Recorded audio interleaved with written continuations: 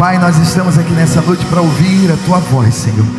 Eu não sei o que essas pessoas precisam ouvir nessa noite, eu não sei o que esse homem, essa mulher está precisando ouvir, mas nós temos sede de Ti, temos sede da Tua palavra. Então fale conosco, porque nós temos a certeza que se o Senhor falar conosco, as trevas vão sair da nossa mente, do nosso coração. O Senhor vai nos iluminar, nós iremos nos tornar pessoas fortes, robustas, sadias, porque a Tua palavra, ela é lâmpada para os nossos pés, luz para os nossos caminhos. A obediência à palavra é remédio para o nosso umbigo, medula para os nossos ossos, Senhor. Então fale conosco. Eu sei que amanhã, de repente, esse homem, essa mulher vai continuar tendo um dia cheio de problemas, de dificuldades.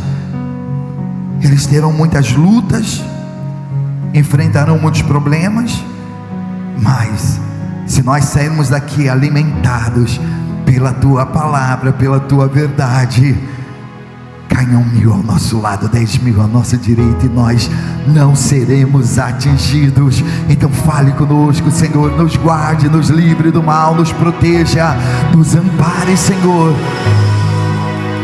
como a menina dos Teus olhos, como plantação do Senhor, regados e cuidados pelo Senhor, para a Sua glória. Que todos digam assim seja. Eu vou ler para você um versículo bíblico que está lá no livro de Deuteronômio, capítulo 32, versículo 11, na Bíblia Almeida, revista e corrigida. E a palavra diz assim: olha, como a águia desperta o seu ninho, se move sobre os seus filhos, estende as suas asas, toma-os e os leva sobre as suas asas. Assim é o Senhor, e assim o Senhor os guiou, e não havia com ele Deus estranho. Amém? Veja, essa passagem aqui eu tenho certeza que eu já li para vocês algumas vezes, mas a palavra de Deus, ela se renova. Quando você acha que você já aprendeu, quando você acha que você já sabe, ela te surpreende. A Bíblia não é que nem um livro de Harry Potter, Senhor dos Anéis, que você lê e se você ler de novo, você vai entender a mesma coisa. A escrita sempre será aquela, mas a palavra de Deus não. A palavra de Deus, ela se renova todos os dias. Ela nos dá direção, nos dá rumo, nos dá discernimento, sabedoria, conhecimento. A palavra nos deixa mais sábio que os nossos inimigos. Ela é mais depurada do que o ouro e mais preciosa do que a prata, porque ela é o verbo vivo. Quando a palavra diz que Jesus é o verbo é a fonia é a palavra, e essa palavra é o próprio Deus, que às vezes tenta nos orientar, nos instruir. E bem-aventurados são aqueles que param para prestar atenção e ouvir a voz de Deus. Então, se eu fosse você nesse momento, eu diria: Pai, fale comigo, tira minhas dúvidas, os meus medos, as minhas incertezas, as minhas inseguranças, porque eu preciso ouvir a Tua voz, em nome de Jesus. Quem aqui já foi despejado de algum lugar? Tem alguém que já sofreu algum despejo? Você sabe o que é despejo, né? Despejo, uma ordem de despejo, é uma ordem judicial que é entregue para determinadas pessoas que não estão cumprindo um determinado contrato, ou não estão pagando um aluguel, ou estão depredando uma residência, um galpão, enfim.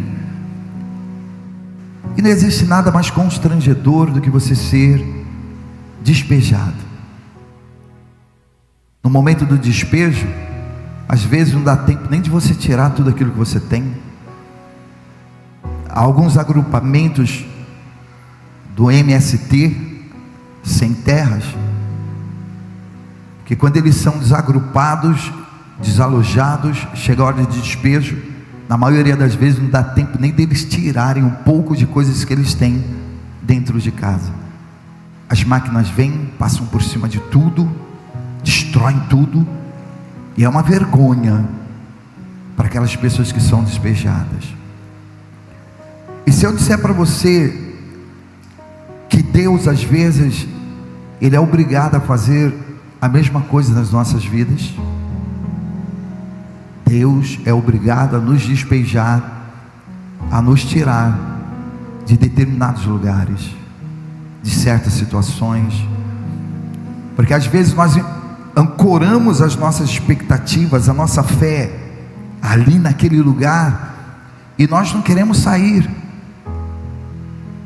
sendo que Deus Ele tem coisas maiores para nós, planos maiores para nós. Quantos são os relacionamentos que às vezes ficam ali protelando durante meses, durante anos? O casal entende que não é para eles, não vai dar certo, não tem como aquilo vingar, porque há uma incompatibilidade muito grande de desejos, vontades, opiniões, mas mesmo assim eles ficam ali protelando, dando murros em pontas de faca. Quer dizer, são pessoas que criam um inferno e não querem sair deles. São relacionamentos, são determinados trabalhos, determinados lugares. Então às vezes é necessário Deus, Ele nos tratar como a águia trata os seus filhotes. Você sabe que a águia é uma ave de rapina, que dependendo da marca ou da espécie, ela tem uma envergadura impressionante, bicos afiados, unhas pontiagudas, uma hábil caçadora, tem um olhar quilométrico, porque ela consegue enxergar a sua presa a quilômetros do céu. E quando ela vai fazer o ataque a qualquer presa, ela chega de uma forma tão sorrateira que a presa não percebe, e é uma só, pega e já leva. Então a águia, ela tem um potencial impressionante. Ela acasala no céu. Ela não gosta de andar no chão. A águia só procura lugares altos.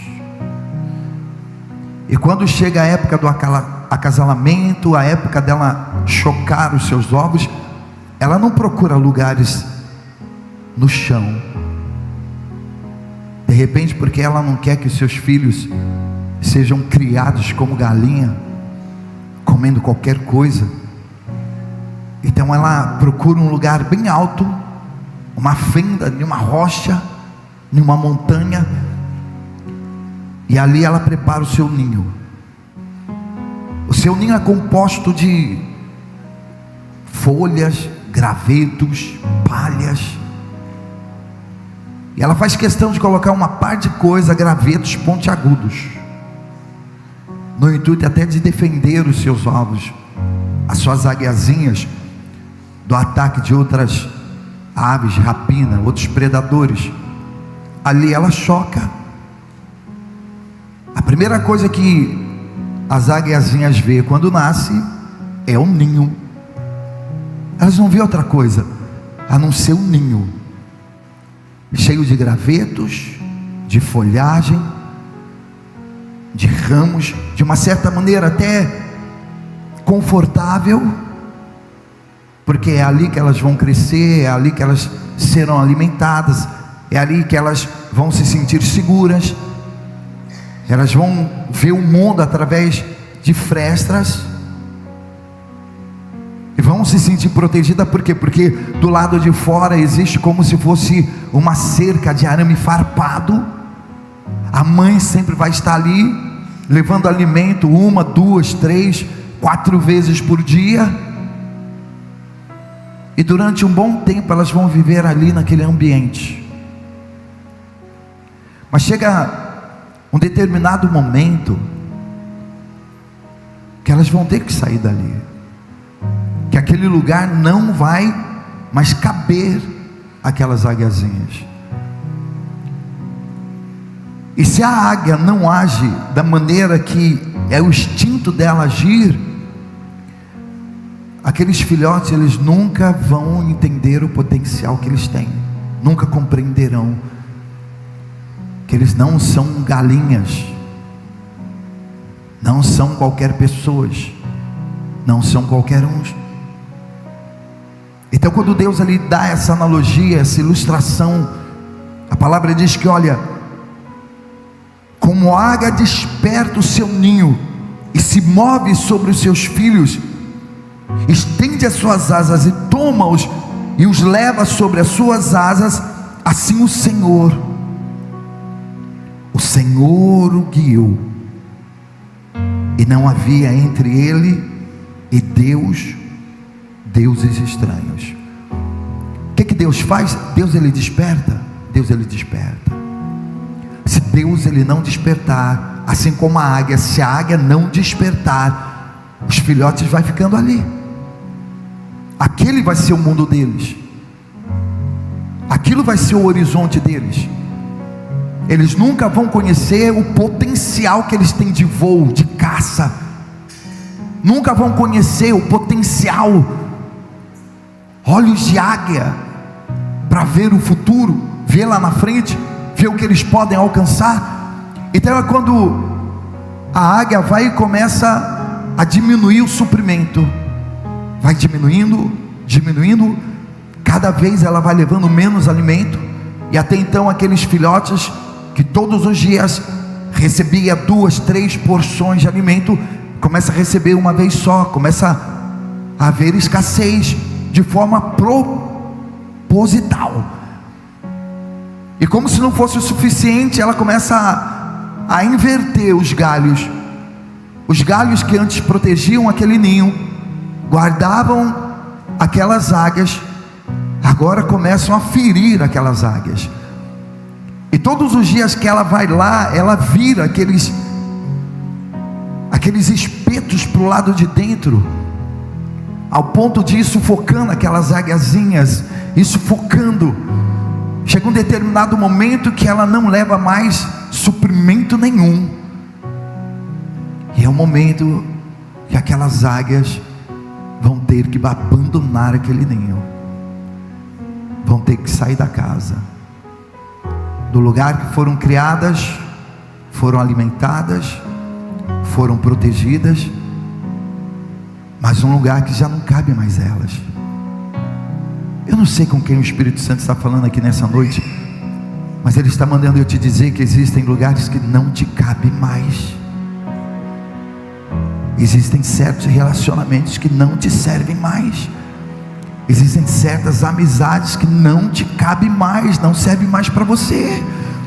Então é por esse motivo que às vezes a gente começa a se sentir sufocado, apertado, comprimido, às vezes ferido, machucado. Às vezes a gente começa até a passar por momentos de provações e de escassez. Por quê? Porque Deus não tem outra maneira de nos despertar, porque aqui a palavra está dizendo que Deus ele desperta o seu ninho dessa forma, com o instinto de águia, oprimindo, angustiando,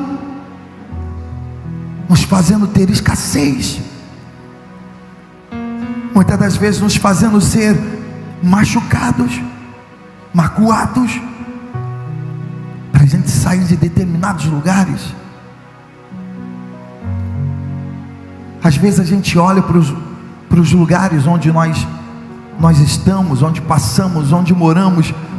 Tudo bem, ali para nós pode ter servido por um tempo, 2 tempos, 3 tempos. Foi ali que você foi protegido, foi ali que você foi amparado, foi ali que você foi guardado. Mas Deus ele não quer que você permaneça vivendo no mesmo lugar que você está vivendo. Você está entendendo? Deus ele não quer que você continue com a mesma performance que era dos seus pais, que eram dos seus avós. Quando nós conhecemos Jesus, é mudança de vida.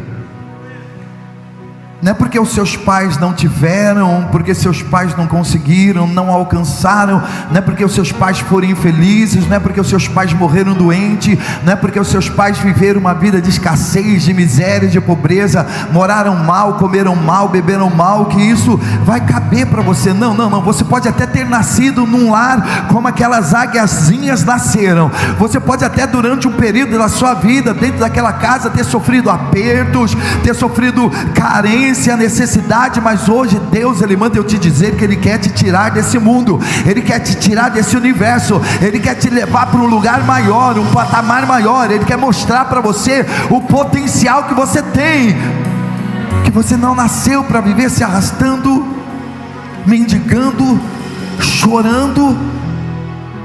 Você é um divisor de águas. A sua vida passa a mudar a partir do momento que você entregou sua vida para Jesus.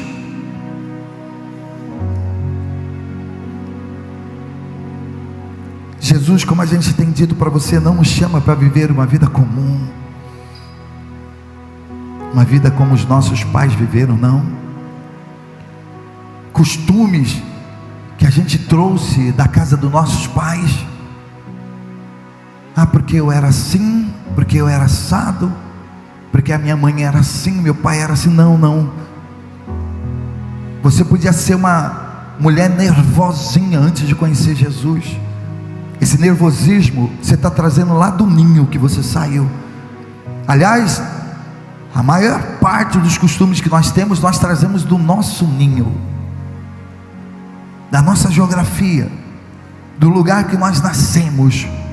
Mas quando a gente conhece Jesus, tudo isso tem que ser quebrado. Você está me entendendo?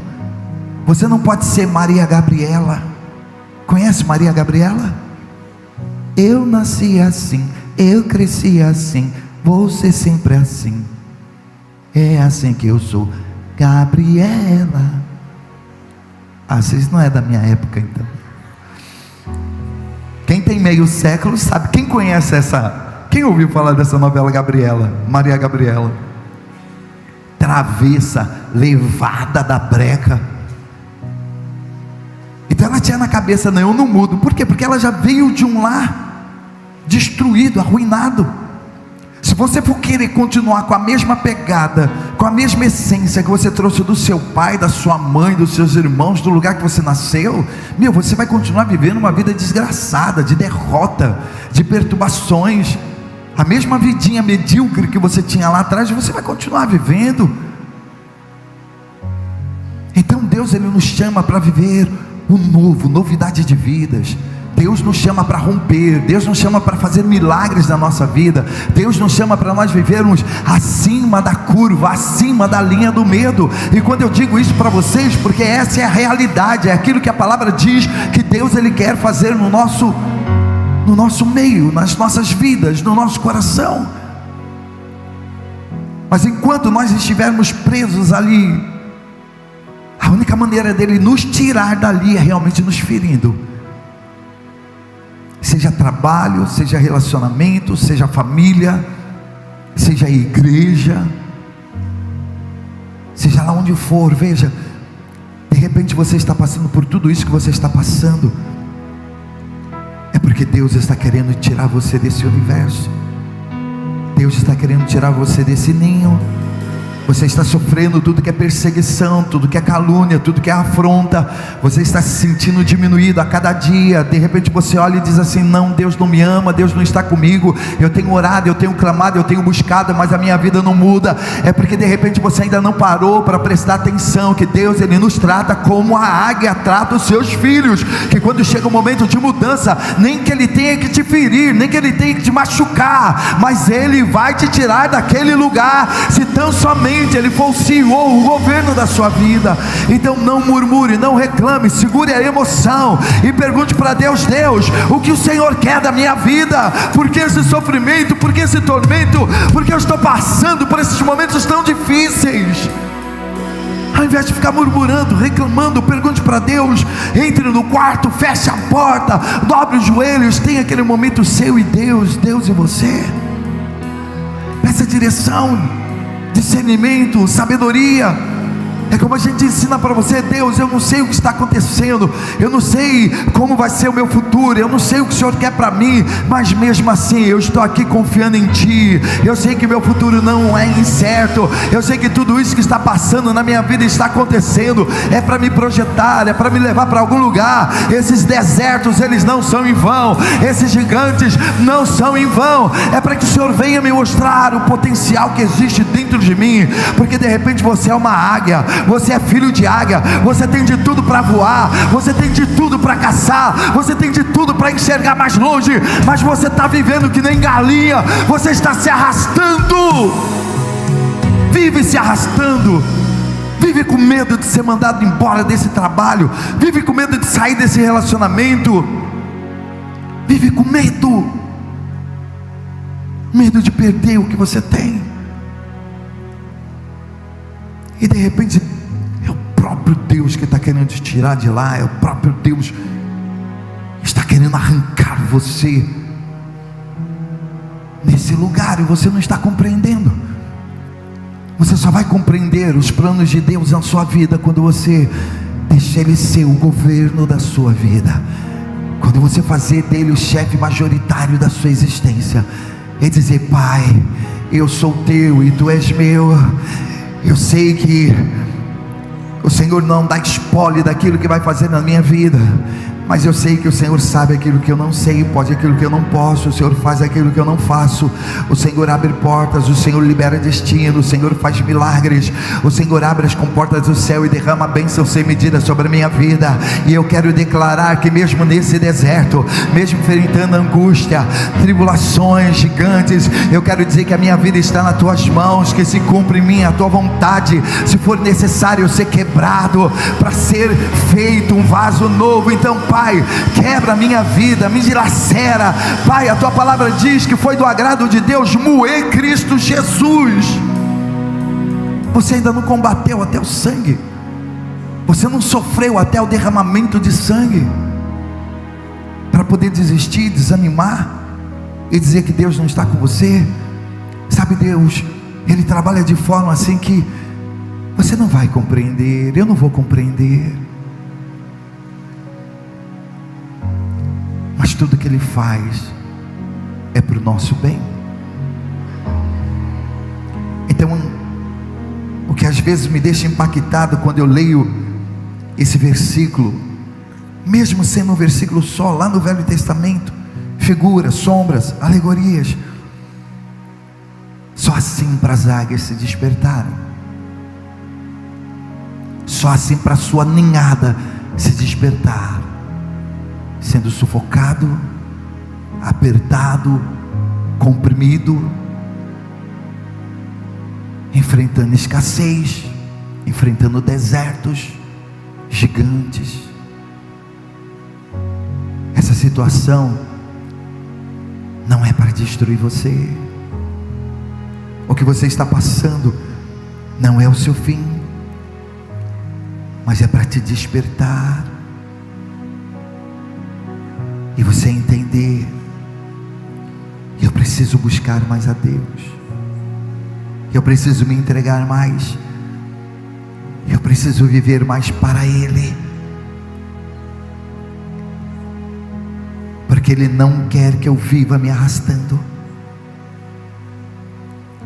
A palavra diz que nós correremos e não nos cansaremos, nós voaremos como águias, voarão e não se cansarão, correrão e não se fadigarão. Os jovens se cansam, tropeçam e caem, mas aqueles que esperam no Senhor têm as suas forças renovadas. O Senhor nessa noite está renovando as nossas forças. O Senhor nessa noite está preparando o caminho. O Senhor nessa noite está liberando o destino. O Senhor nessa noite está abençoando as nossas vidas. O Senhor nessa noite está querendo nos despertar para que nós possamos orar mais, clamar mais, estarmos mais em comunhão com Ele. E a única coisa que nós podemos dizer é: sim, Senhor, eis-me aqui, Eu quero viver para ti. Eu sou teu, tu és meu. Aleluia.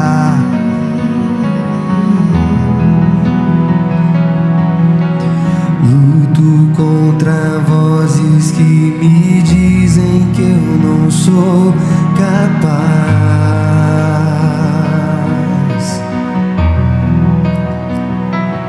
É momento de você sair de determinados ambientes. Que me dizem que eu não Sai do ninho. Sai de determinados lugares. Abandonar determinadas amizades. Acabam-me de meu valor. E somente se apegar a Deus. A tua voz me lembra e me diz quem realmente sou.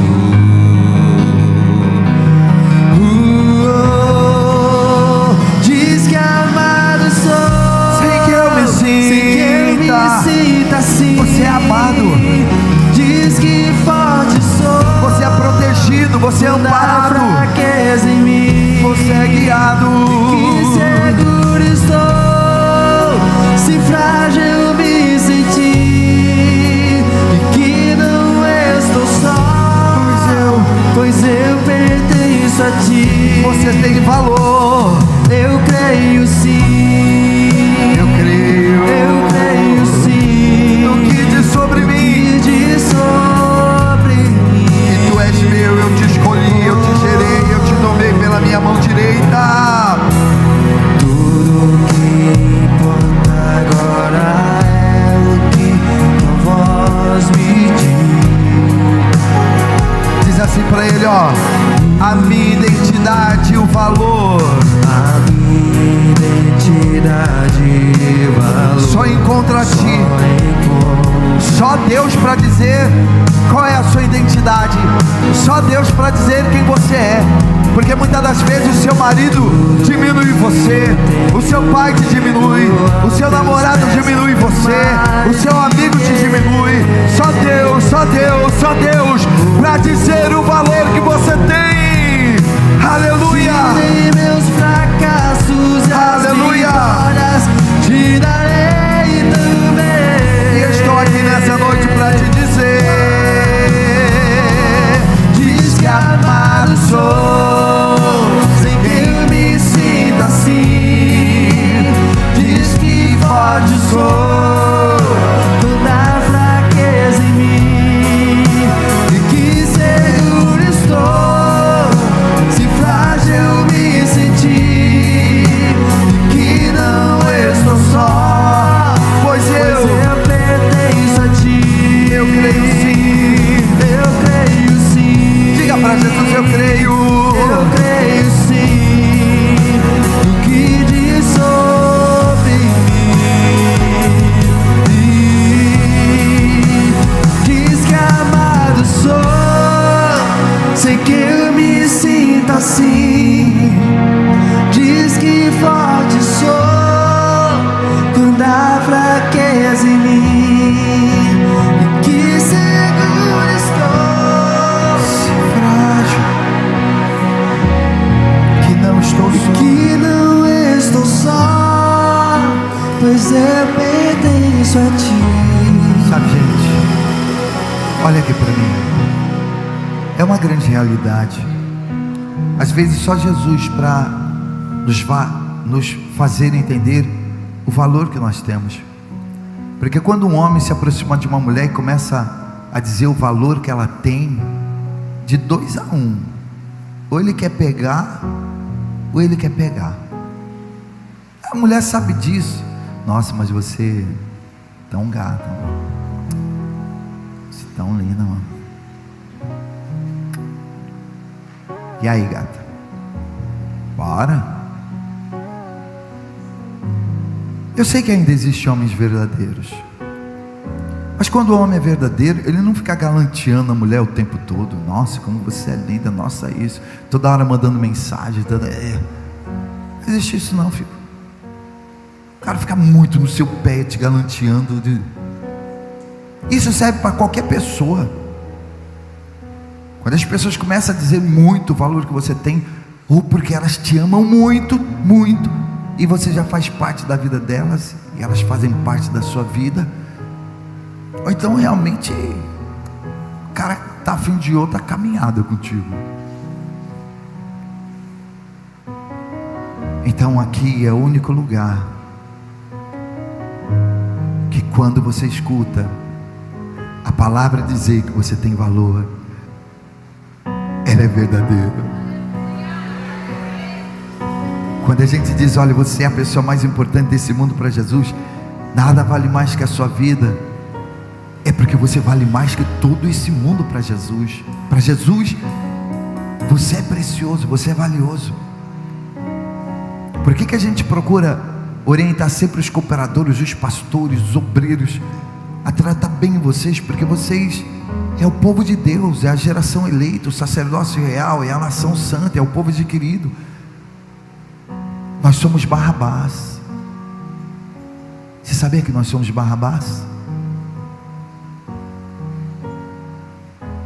Estávamos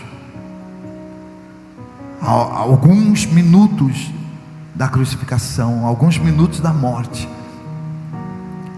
e Jesus vem e morre em nosso lugar. Hoje nós podemos dizer a mesma frase que Barrabás disse quando ele foi liberado: eu sou livre, eu estou livre, estou liberto, porque alguém vai morrer no meu lugar. Então você quer ouvir verdades? É se você está na presença do Pai. Amém?